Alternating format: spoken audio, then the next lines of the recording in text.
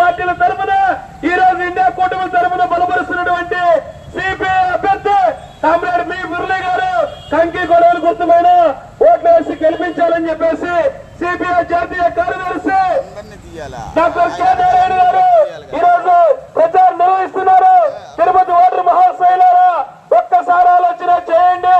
తిరుపతి అభివృద్ధి కోసం నిరంతరం పాటుపడేటువంటి పనిచేసేటువంటి ఎర్ర జెండా కావాలా, లేకపోతే భూ కబ్జాలు చేసేటువంటి మరో యువతిని చెడుదారి పట్టించేటువంటి డ్రగ్స్ కి అలవాటు చేసేటువంటి ఒకవైపు ఉన్నారు. ఈరోజు వందల కోట్ల రూపాయలు తీసుకొచ్చి ఇలా తిరుపతిలో పంచుతున్నారు. కానీ తిరుపతి అభివృద్ధి కోసం నిరంతరం పాటుపడుతున్నటువంటి కమ్యూనిస్ట్ పార్టీ సిపిఐ అభ్యర్థిగా కామ్రేడ్ మురళి గారు పోటీ చేస్తున్నారు.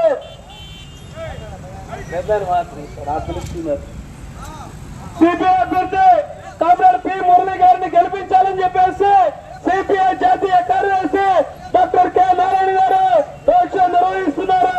ప్రతి ఒక్కరూ ఓటర్ మహాశైలారా ఆలోచన చేయండి.